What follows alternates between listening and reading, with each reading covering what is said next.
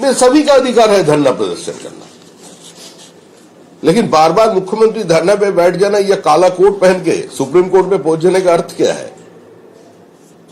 एक तरफ उन्होंने जुडिशरी के ऊपर एक पॉलिटिकल प्रेशर बाउंड करना चाहते हैं, वो तो खत्म हो गया।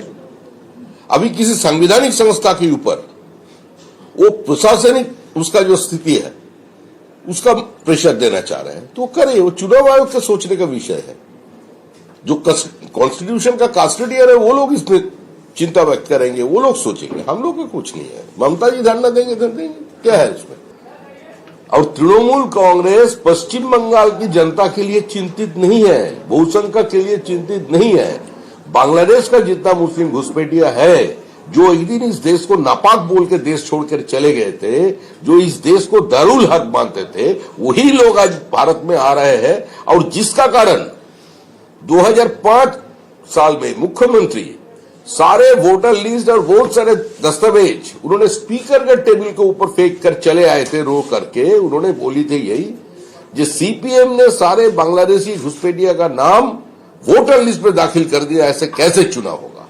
आज वही मुख्यमंत्री उन लोगों को बचाने का काम कर रहे हैं। ফের মুখ্যমন্ত্রী মমতা বন্দ্যোপাধ্যায়ের নিশানায় নির্বাচন কমিশন। এসআইআর এর নাম বাদ দেওয়ার প্রতিবাদে ভোটের আগে ধর্নায় বসছেন মুখ্যমন্ত্রী মমতা বন্দ্যোপাধ্যায়। এসআইআর পর্বে 63 লাখের বেশি নাম বাদ যাওয়াকে কেন্দ্র করে এবং নির্বাচন কমিশনকে নিশানা মুখ্যমন্ত্রী সাফ জানিয়েছেন, নির্বাচন কমিশন পক্ষপাতদুষ্ট ও প্রতিশোধমূলক আচরণ চালিয়ে যাচ্ছে। এরই প্রতিবাদে 6 মার্চ মেট্রো চ্যানেলে ধর্ণা অবস্থানে বসতে চলেছেন মুখ্যমন্ত্রী। যদিও বিজেপি এই ধর্নাকে পাত্তা দিতে নারাজ। বিজেপি রাজ্য সভাপতি শ্রমিক ভট্টাচার্য সাফ জানিয়েছেন, অনুপ্রবেশকারী ভুয়ো ও মৃত ভোটারের নাম বাদ যাওয়াতেই তৃণমূলের আশঙ্কা তৈরি হয়েছে। ওরা স্পষ্ট দেখতে পাচ্ছে যে ভরসার জায়গাটা দুর্বল হচ্ছে, তাই এত অস্থিরতা। তার কথায় সাংবিধানিক প্রতিষ্ঠানের উপর চাপ তৈরি করতেই এই ধর্ণা কর্মসূচি। বিচার ব্যবস্থা ও নির্বাচন কমিশনের উপর প্রভাব বিস্তারের চেষ্টা করা হচ্ছে। বিজেপি মনে করে কমিশন বা বিচার ব্যবস্থা এ সবের প্রভাবমুক্ত হয়েই কাজ করবে। लेकिन बार बार मुख्यमंत्री धरना पे बैठ जाना या काला कोट पहन के सुप्रीम कोर्ट में पहुंच जाने का अर्थ क्या है? एक तरफ उन्होंने जुडिशरी के ऊपर एक पॉलिटिकल प्रेशर बाउंड करना चाहते हैं, वो तो खत्म हो गया। अभी किसी संवैधानिक संस्था के ऊपर वो प्रशासनिक उसका जो स्थिति है उसका प्रेशर देना चाह रहे हैं, तो करे, वो चुनाव आयोग के सोचने का विषय है। শ্রমিকের পাল্টা দাবি, বিজেপির পক্ষ থেকে যেসব ফর্ম 7 জমা দেওয়া হয়েছিল তার অধিকাংশই তৃণমূলের পেটুয়া সরকারি কর্মচারীরা নষ্ট করে দিয়েছে। কমিশনের সেটা দেখা উচিত। সেই সব আবেদনের পূর্ণাঙ্গ শুনানি হওয়া প্রয়োজন। এই প্রসঙ্গে তিনি কার্যত হুঁশিয়ারি সুরেও বলেন, এরপর রাজ্যে বিজেপি সরকার আছে, তাই সরকারি কর্মীদের উচিত বুঝে শুনে কাজ করা, কারণ বিজেপি সরকারের সঙ্গেই কিন্তু কাজ করতে হবে। আমাদের যে ফর্ম 7 গুলো বেআইনিভাবে পুলিশ বাজেয়াপ্ত করেছে, তৃণমূল কংগ্রেস আগুন লাগিয়েছে, কর্মীদের মারধর করেছে, ফর্ম 7 যারা জমা দিতে পারেননি। আর আমাদের জেনুইন ভোটারকে বিজেপির নাম ব্যবহার করে যেভাবে তৃণমূল কংগ্রেস ভোটার লিস্ট থেকে বাদ দিয়েছে, সেই শুনানিগুলো সম্পূর্ণ না করে পশ্চিমবঙ্গে নির্বাচন করা যাবে না। বাংলায় ভোটার তালিকার চলতি সংশোধন প্রক্রিয়ায় ইতিমধ্যে প্রায় 64 লক্ষ ভোটারের নাম বাদ গিয়েছে। এদের মধ্যে 58 লক্ষ ভোটার হয় মৃত বা অন্য রাজ্যে চলে গিয়েছেন বা ডুপ্লিকেট ভোটার। এছাড়া আরও 60 লক্ষের বেশি ভোটারের নাম লজিক্যাল ডিসক্রিপেন্সির কারণে ঝুলে রয়েছে। দেখা যাচ্ছে যে জেলায় যত বেশি সংখ্যালঘু ভোটার, সেই জেলায় অসঙ্গতির কারণে ঝুলে থাকা ভোটারের সংখ্যা বেশি। বিজেপির বক্তব্য যে 58 লক্ষ ভোটারের নাম আগেই বাদ চলে গিয়েছে, অতীতে সব ভোটে তার সুবিধা কম বেশি নিয়েছে তৃণমূলই। এই ভোটের একটা অংশ তৃণমূলের ক্যাডাররা ভোটের দিন ইভিএমে ঢেলে দিত, সেই সুবিধা চলে গিয়েছে। এবার শাসক দলের আশঙ্কা যে লজিক্যাল ডিসক্রিপেন্সির কারণে আরও অন্তত 20 থেকে 30 লক্ষ ভুয়ো ভোটারের নাম বাদ যাবে, যা তাদের বেমক্কা বিপদে ফেলে দিতে পারে। সেটা ঠেকাতেই মাঠে নামছে মমতা বন্দ্যোপাধ্যায়।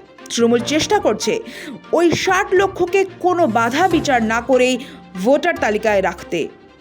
तो मुर्शिदाबाद का तरफ है, चाहे आप सीपीएम को देखिए, तृणमूल कांग्रेस को देखिए, कांग्रेस को देखिए, पूरा पश्चिम बंगाल का राजनीति वो मुर्शिदाबाद और मालदा छोड़कर उसका बाहर नहीं है। और तृणमूल कांग्रेस पश्चिम बंगाल की जनता के लिए चिंतित नहीं है, बहुसंख्यक के लिए चिंतित नहीं है। बांग्लादेश का जितना मुस्लिम घुसपैठिया है, जो एक दिन इस देश को नापाक बोल के देश छोड़कर चले गए थे, जो इस देश को दारुल हर्ब मानते थे, वही लोग आज भारत में आ रहे हैं। और जिसका कारण 2005 साल में मुख्यमंत्री सारे वोटर लिस्ट और वोट सारे दस्तावेज उन्होंने स्पीकर के टेबल के ऊपर फेंक कर चले आए थे, रो करके। उन्होंने बोली थी यही, जो सीपीएम ने सारे बांग्लादेशी घुसपैठिया का नाम वोटर लिस्ट में दाखिल कर दिया, ऐसे कैसे चुनाव होगा। आज वही मुख्यमंत्री उन लोगों को बचाने का काम कर रहे हैं। তাৎপর্যপূর্ণ বিষয় হলো লজিক্যাল ডিসক্রিপেন্সির কারণে যে সংখ্যালঘু সম্প্রদায়ের নাম সবচেয়ে বেশি বাদ যাওয়ার আশঙ্কা তৈরি হয়েছে, তাদের উদ্দেশ্যেও বার্তা দিয়েছেন বিজেপি সভাপতি। তার দাবি, গত কয়েক বছরে রাজ্যে সংখ্যালঘুদের উপর হামলার ঘটনা বেড়েছে।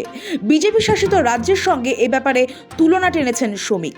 তার দাবি, কিছু বিধানসভা এলাকাকে কার্যত মুক্তাঞ্চল বানিয়ে রাখা হয়েছে।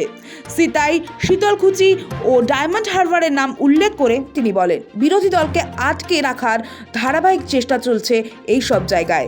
কুচবিহারের বেশ কয়েকটি বিধানসভা কেন্দ্রকে কার্যত মুক্তাঞ্চল বানিয়ে ফেলা হয়েছে। বিজেপি কর্মীদের প্রকাশ্য দুবালোকে মায়ের সামনে পর্যন্ত খুন করা হয়েছে, ছেলেকে পিটিয়ে খুন করা হয়েছে।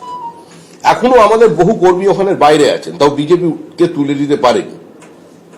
সীতাই, শীতলকুচিতে যে ঘটনা ঘটেছে সর্বজনবিদিত। আর ডায়মন্ড হারবারের ডায়মন্ড চক, আমাদের সর্বভারতীয় সভাপতি জেপি নাড্ডার গাড়ির উপরেও পাথর ফেলা, দিল্লি থেকে আসা কিছু সাংবাদিকদের গাড়ি ভাঙচুর হয়েছিল সেদিন। তো স্বাভাবিকভাবেই যেখানে যেখানে বিজেপি শূন্য করে দেওয়ার চেষ্টা করে, বিজেপি প্রার্থীকে গণনা কেন্দ্রের মধ্যে পিটিয়ে খুন করা হয়েছিল, কিন্তু দীর্ঘদিন ধরে চলছে, তো সেখানে প্রক্রিয়া গাফিলতি থাকবে। শ্রমিকের কথায় স্পষ্ট যে মমতা বন্দ্যোপাধ্যায়ের ধর্নার পাল্টা ন্যারেটিভ তৈরির চেষ্টায় নেমে পড়েছেন তারা। শ্রমিকরা বোঝাতে চাইছেন এই ধর্না কারো অধিকার রক্ষার জন্য নয়, বরং বিপদ কোনো রকমের ঠেকাতেই এতটা বেপরোয়া ভাব শাসক দলে। যদিও বিজেপিকে পাল্টা তোপ দেখেছে শাসক শিবিরও। গত রবিবারই সাংবাদিক বৈঠকে বেশ কিছু ভিডিও দেখিয়ে রীতিমতো অঙ্ক কষে বুঝিয়ে দিয়েছিলেন তৃণমূলের সর্বভারতীয় সাধারণ সম্পাদক অভিষেক বন্দ্যোপাধ্যায়। নির্বাচন কমিশনকে তোপ দেগে তিনি অভিযোগ তুলেছেন, টার্গেট অনেক আগে সেট হয়ে গিয়েছিল, বিজেপি নেতারাই তা করে দিয়েছিলেন। সেই মতো চূড়ান্ত ভোটার তালিকা থেকে নাম বাদ দেওয়া হয়েছে। এই কমিশন হচ্ছে বিজেপির সহকারী সংস্থা।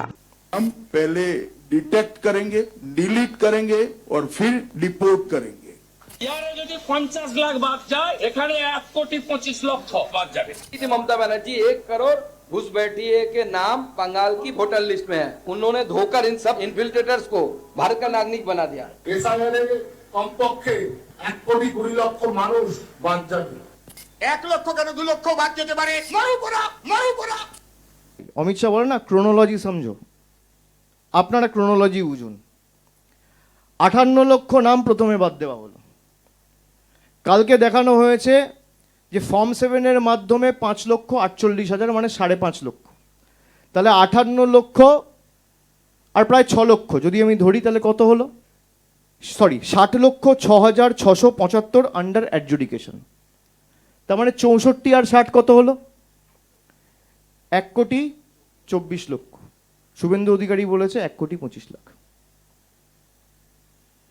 টার্গেট অনেক আগে সেট করে দেওয়া হয়েছে। এই অপদার্থগুলো তো বিজেপি নেতাদের 200 টার্গেট পার করতে পারে না। নির্বাচন কমিশন তো বললো না কজন রোহিঙ্গা ধরা পড়েছে, কজন বাংলাদেশি ধরা পড়েছে, সব বড় বড় ভাষণবাজি করছিল। আজকে তো এদের উচিত প্রকাশ্যে নিঃশর্তে সামনে জনসমক্ষে এসে কান ধরে উঠবস করে বাংলার মানুষের কাছে ক্ষমা চাওয়া। এসআইআর শুরুর প্রথম থেকেই বারবার মমতা বন্দ্যোপাধ্যায়রা আশঙ্কা করেছিলেন ইচ্ছাকৃতভাবে বৈধ ভোটারদের নাম বাদ দেওয়ার ষড়যন্ত্র করা হচ্ছে। একজন বৈধ ভোটারের নাম বাদ গেলেও যে আন্দোলন হবে, সে কথা বারবার জানিয়েছেন মমতা অভিষেকরা। এসআইআর প্রক্রিয়ার বিরোধিতা জল গড়িয়েছে দিল্লিতেও। একের পর এক চিঠির পর দিল্লিতে গিয়ে মুখ্য নির্বাচন কমিশনার জ্ঞানেশ কুমারের সঙ্গে বৈঠকও করেছেন মমতা অভিষেকরা। সাধারণ মানুষের সমস্যার কথা তুলে ধরতে সুপ্রিম কোর্টে নিজে দাঁড়িয়ে সওয়াল করেন মমতা। এসআইআর এর চূড়ান্ত তালিকা প্রকাশের পর প্রয়োজনে আরও বৃহত্তর আন্দোলনের হুঁশিয়ারি দিয়েছিলেন তিনি। এবার চূড়ান্ত ভোটমুখী বাংলায় প্রায় 64 লক্ষের নাম বাদ দিয়ে আতঙ্কের পরিবেশ তৈরির চেষ্টা চলছে বলেই অভিযোগ শাসক শিবিরের। আর তার প্রতিবাদে এবার ধর্নায় বসতে চলেছেন মমতা বন্দ্যোপাধ্যায়। আর তা নিয়েই রাজ্য রাজনীতিতে তরজা তুঙ্গে। সৌভিক সান্যালের রিপোর্ট, সময় কলকাতা।